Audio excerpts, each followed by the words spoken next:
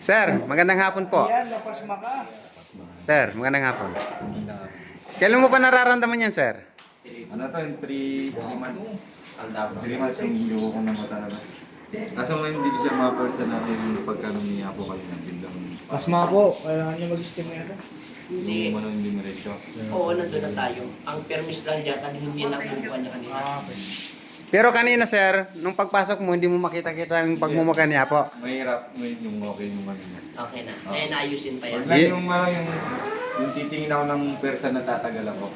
Parang bababa pa siya yung ano niya. Hindi ko lakap po na. Ang sakit mo naman sa spiritual ay kapre, ngayon, meron kang mga ugat na namamaga. Physical niya kasi yun. Dahil yun sa pagod at puyat niya. At nagbabasa siya ng mata. Hindi niya pinagpapahinga. Okay na? Pero masaya ka na, nakakakita ka na.